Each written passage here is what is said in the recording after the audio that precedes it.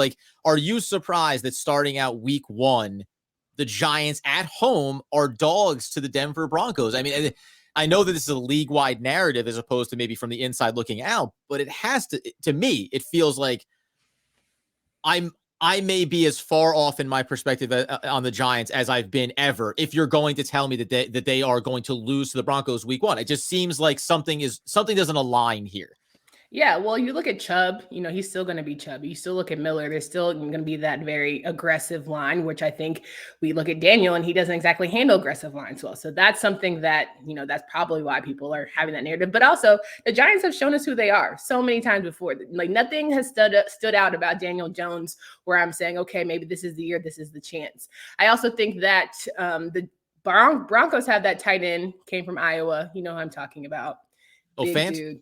Yes, Noah Fant. There we go. Yes, I think Noah Fant is going to deliver. And we do with tight end comparison, who do we have is going to be healthy? So I think that's why you get the edge, because we have the health concerns and just overall, the Giants are who they are. We haven't seen anything that makes us get excited because we're still questioning whether or not Saquon is going to deliver in the ways that he did maybe his rookie and sophomore season.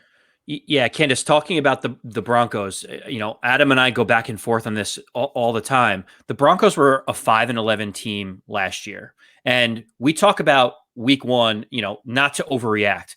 However, the Giants playing at home against a 5-11 team with a quarterback that just got shipped out from Carolina for a bag of footballs and one of the jugs machines, you look at it and the Giants are a field goal underdog at home. And I've told Adam constantly, this is the litmus test. If we can't beat under 500 teams at home, then the Giants are in for a very, very long season. So with that said, can you give us a prediction on what you think is going to happen Sunday at MetLife Stadium? I think it's going to be a very low scoring game because it's the first game of the season and everyone's figuring it out. And I think Daniel, if he puts up 17, I will be excited. Like, I think if we get 2 touchdowns and a field goal, I think we're on the right track. But I say that and I'm flipping a question for you guys. 2020, how much stock do we put in Broncos in 2020, right? Like, how much do we say we'll chalk that up to COVID year? It is what it is. And maybe they were better than they showed. And they didn't have a Teddy Bridgewater. They've been searching for a quarterback and now they have someone who can be halfway consistent. So are you guys kind of going to write the Giants off if they don't win in a dominant fashion or if it's close? Well, that's the thing. Yeah, because I remember at the time when they signed Bridgewater, it was like, oh, well, here's a very middle of the road guy. This should be a positive that he's been named the starter for the week one matchup. And I kind of went the other way. Like, I was like, yeah, but when you have a young quarterback who's capable of making big mistakes and being inaccurate, like, those are the things that you can be opportunistic on. So out of the two, I'd rather it have been Lock under center for week one and then maybe end up, really moving off of him in the long term. So I do find it concerning to play consistent quarterbacks, across the season, let alone in this first week. And I think you're right. How off base is last year for any of these teams, let alone the Broncos. So I come into that game and you mentioned 17 points. I keep saying with the way I feel about the defense, 17 to 20 points defensively. Do I think the offense should put up more than 23, 24, 27? Yes. But if the defense is holding teams to 17 to 20 points, you need to be winning those games. And that's where I think we're going to get to say, Daniel Jones, this is your problem. Jason Garrett, this is your problem. Like, Dave Gettleman, this is your problem. And I just hope, I don't care which way it comes. I will walk out of week one with the victory. As long as it's a win, I'm not even going to over-examine what went right or wrong. Just get the W. And that means you've accomplished that first step goal.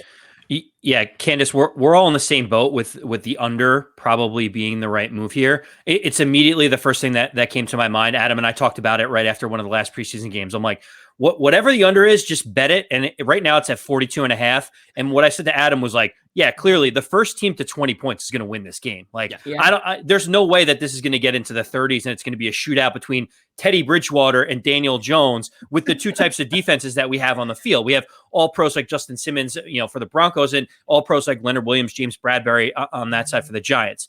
What I will say is it's week one. I have to go into the season with positive thoughts and positive vibes. It blows my mind that the Giants are underdogs at home against a 5-11 Broncos team. And I refuse to believe that to be the case because if the Giants are really 3 points worse than the Denver Broncos at home, that means the Giants are looking at 3 or 4 wins this year and nothing else. As long as they win, it keeps the hope and dreams of guys like Adam and I alive. It keeps the OGP listeners coming back, wanting to recap and rehash all the fun things that happened Sunday. So I'm going with 24-17 Giants. I'm giving the prediction now. I really do think the Giants are going to hold it together. Daniel Jones will make one more play than Teddy Bridgewater because he has it in him.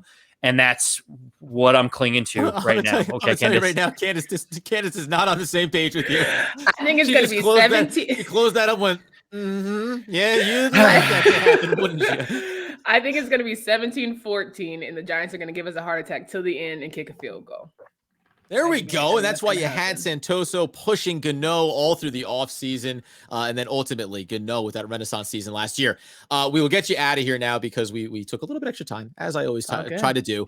But a little dose of sadness from Candace Cooper as far as a Giants fan perspective. And yet, silver lining still gave them the week 1 victory. So wherever the real downfall is going to come, it's going to be a little bit further down the road for Candace. And the Giants will try to catch back up with you again as the season progresses and get some feedback from you beyond Locked On ACC, where you're doing your work. Anywhere else that people should be finding you and hearing as you cover now? You're breaking down our draft picks for next season already.